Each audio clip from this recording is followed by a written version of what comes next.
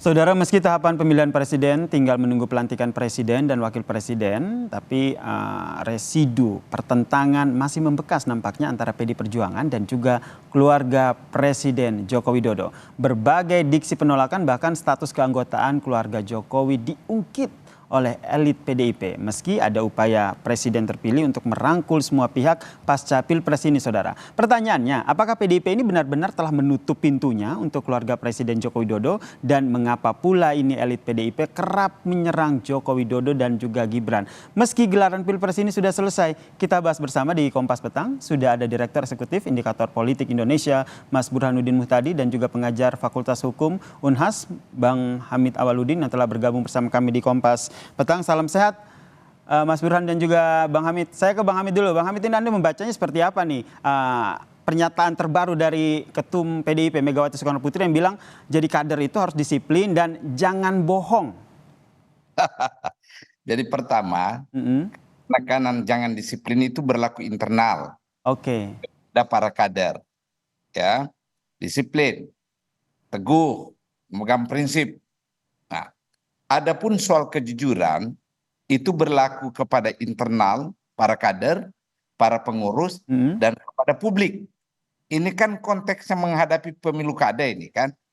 Jadi Ibu Mega mengirim pesan kepada publik, partai saya sekarang mengutamakan integritas daripada yang lain.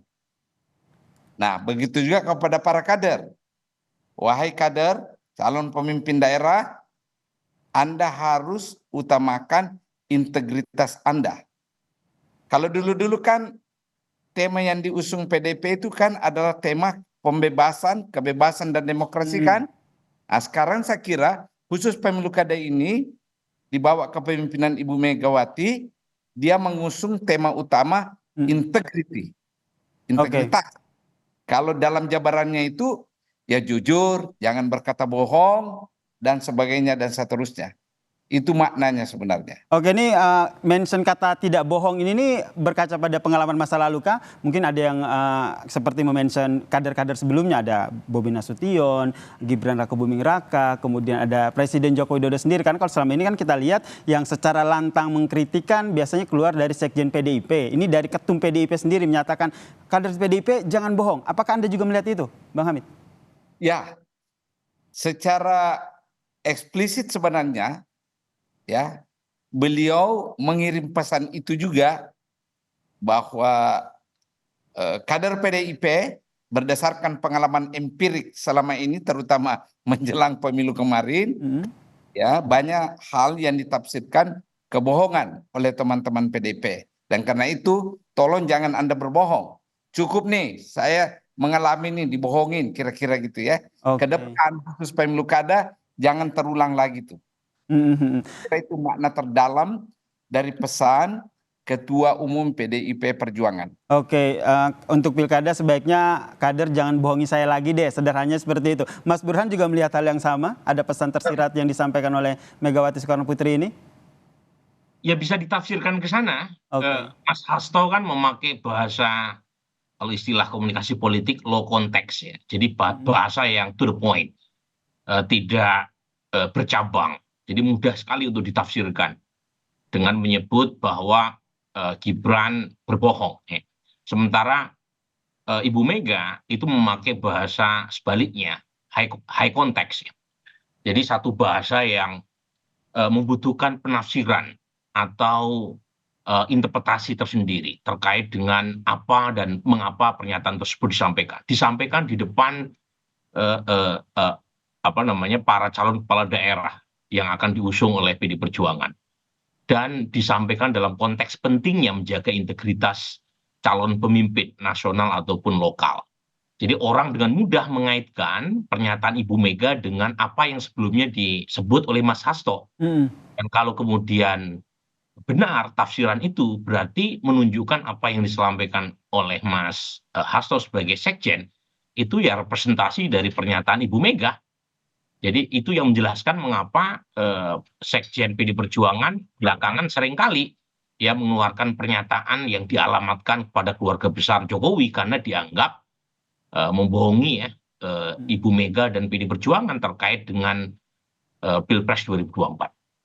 Oke, kemudian Mas Burhan sendiri nanti melihatnya apakah kritikan ataupun serangan dalam tanda kutip yang dilontarkan oleh PDIP baik dari Hasto maupun secara tidak tersirat oleh Ketum PDIP Megawati Soekarno Putri akan terus berlanjut? Iya, jadi ini bukan residu Pilpres semata ya. Dan kita tahu Ibu Mega punya karakter yang seperti itu ya. Jadi sejak insiden 2004 dengan Pak SBY udah 20 tahun tuh berlalu dan sampai sekarang kita belum menemukan pertemuan antara Ibu Mega dengan Pak SBY. Dan bisa jadi efek terhadap Pak Jokowi juga bisa selama itu ya. Tetapi yang ingin saya katakan adalah ini bukan hanya urusan personal sebenarnya, ini ada urusan paradigmatik terkait dengan perbedaan cara pandang. Jadi dalam Yasir ya, dalam politik itu ada istilah market driven atau voter driven strategy versus yang disebut dengan istilah ini ideology driven. Nah, Ibu Mega itu lebih yang kedua. Jadi makanya beliau agak kurang begitu suka memakai pendekatan popularitas.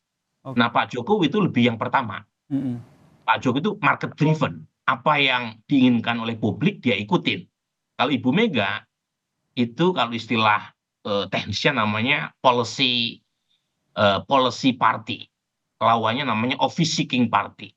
Nah, Ibu Mega itu pengen mengubah perilaku pemilih. Nah, kalau Pak Jokowi dia ikut apa yang diinginkan oleh pemilih. Makanya Pak Jokowi menang terus kan. Itu salah satunya itu penjelasannya. Jadi ini sebenarnya perbedaan cara pandang yang sudah terlihat sejak menit pertama ketika Pak Jokowi dicapreskan oleh Ibu Mega 2014. Dan itu yang menjelaskan mengapa Ibu Mega menyebut Pak Jokowi sebagai petugas partai. Karena dalam konteks elektoral dan dalam konteks pendekatan yang disebut tadi istilahnya policy seeking party, calon kepala daerah, calon pemimpin nasional itu alat atau aparat partai. Nah, kalau misalnya termasuk dalam soal Piala Dunia U20, Ibu Mega pakai pendekatan ideologi kan. Dan sementara Pak Jokowi maunya ya ini kan populer olahraga, kenapa harus melarang Israel, apalagi Israel lolos. Ini kalau kita lihat ada perbedaan pandangan begitu dari antara dan Megawati Soekarno Putri dan juga Presiden Joko Widodo begitu. Kalau Bang Hamid sendiri melihatnya seperti apa? Karena di Majalengka sendiri kan Hasto sendiri kan juga bilang bahwa ranting, kemudian cabang PDIP sendiri juga ternyata banyak yang menolak jika ada wacana pertemuan antara Joko Widodo dan juga Megawati Soekarno Putri. Jadi sekali lagi saya sepakat dengan Mas Burhan. Ini persoalan paradigma dalam berpolitik. Kalau paradigma Pak Jokowi sangat pragmatis, Ibu Mega sangat idealistik. Paradigmanya itu adalah paradigma yang mengutamakan idealisme. Ya. Nah, dalam konteks ini, saya kira Ibu Mega, saya tidak terlampau banyak mengharap dan membayangkan Ibu Mega akan melakukan komunikasi dengan keluarga Jokowi dalam waktu dekat. Kemungkinan kecil ya itu akan terjadi ya Pak Hamid ya? Ya, jadi apapun yang dikatakan Hasto, menurut saya itu refleksi dari jalan pikiran Ibu Megawati. Ya, hanya cara menyampaikannya yang beda. Sebagaimana Mas Burhan katakan, Mas Hasto itu low konteks. Low konteks. Kalau Ibu Mega kan tidak. Ya mungkin juga karena jam terbang dalam politik yang membuat beda. Saya tidak melihat memang ada kemungkinan terjadi pertemuan dan silaturahmi yang dibayangkan orang antara keluarga Ibu Mega, PDIP dengan keluarga atau dinasti Jokowi. Mas Burhan juga melihat yang sama, kemudian jika kita kaitkan dengan kekecewaan begitu yang dialami oleh PDIP dan juga Megawati terhadap Joko Widodo ini, apakah ini juga mengganjal akhirnya hingga saat ini pertemuan antara Prabowo Subianto dan juga Megawati Soekarno Putri ini belum jadi-jadi juga nih, belum jelas nih kapan waktunya? Iya, jadi kita harus menyiapkan diri untuk menyaksikan residu Pilpres akan berlangsung lebih lama yang kita duga ya. Ibu Mega tidak ada masalah dengan Pak Prabowo karena kita tahu Pak Prabowo pernah menjadi cawapresnya di 2009 ya. Dan banyak juga pihak yang menyebut Ibu Mega lah yang menyediakan karpet merah buat Pak Prabowo waktu Pak Prabowo ingin pulang dari Jordania. Tapi Tetapi Pak Prabowo kan sekarang punya relasi yang sangat baik dengan Pak Jokowi, dan salah satu yang membuat ya Mas Gibran akhirnya menjadi cawapres Pak Prabowo, menurut majalah Tempo usulan pertamanya datang dari Pak Prabowo. Jadi memang ini hubungan yang pelik ya. Saya menyebut di Kompas TV sebagai hubungan antara Pak Jokowi, Ibu Mega, dan Pak Prabowo sebagai semacam cinta segitiga. Jadi pelik. Jadi tidak ada masalah dengan Pak Prabowo, baik antara Pak Jokowi dengan Ibu Mega, tapi per hari ini ada masalah yang sangat serius antara Ibu Mega dengan Pak Jokowi. di Jadi posisi seperti ini, cinta segitiga seperti yang Mas Burhan sampaikan ini, apakah sosok Prabowo ini bisa jadi penengah begitu? harapannya Atau seperti kecil itu ya. kemungkinan karena tadi perbedaan paradigma, jadi emang susah Iya. begitu. Harapannya seperti itu, tetapi sepertinya tidak bisa ya dijembatani dalam waktu dekat ya. Mungkin Oke. waktu yang akan bisa menjawabnya, tetapi setidaknya Hmm. dalam waktu dekat sulit.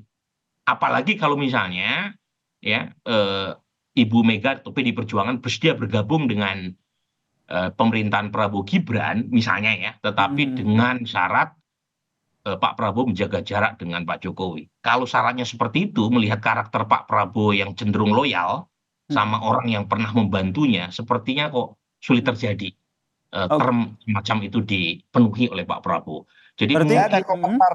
Berarti ini Saya Pak Hamid, Bang Hamid, ini berarti ini sebuah penegasan begitu. Bisa dikatakan seperti itu nggak sih, bahwa kedepannya ini PDIP sudah jelas akan berada di luar pemerintahan sebagai oposisi di pemerintahan ke depan Prabowo dan juga Gibran? Begitu keyakinan saya. Oke. PDIP akan berada. Nah, ada catatan sedikit sekali. Saya kira pandangan Mas Burhan bahwa persepsi Ibu Mega dan para kadernya terhadap pemerintahan Prabowo, sebenarnya Ibu Mega dan kadernya nggak ada masalah dengan Prabowo kan? Iya. Kalau kita timbang-timbang, bermasalahnya itu ada pada dinasti Jokowi. Begitu pula saya kira bangsa kita, sebagian terbesar pandangan itu sama, bahwa mereka lebih bisa menjustifikasi dan menerima Prabowo kalau harus menerima dibanding menerima kehadiran Gibran itu. Jadi Baik. pandangan umum juga sama itu, bukan hanya Ibu Mega dan para kadernya. Baik, kita nantikan ya seperti apa. Apakah betul benar-benar nih isu ataupun wacana pertemuan Prabowo dan juga Megawati ini tidak jadi begitu, karena ini ramai sekali jadi perbincangan. Kita nantikan di dinamika politiknya akan seperti apa ke depan. Terima kasih pengajar Fakultas Hukum Unhas Pak Hamid Awaludin, dan juga pengamat Bang Hamid. politik Terima kasih, dari Mas Direktur Eksekutif Terima kasih, Mas Indikator Pur. Politik Indonesia, Bang Burhanuddin Muhtadi, telah bergabung bersama kami di Kompas Petang. Salam sehat semuanya. Salam. Assalamualaikum.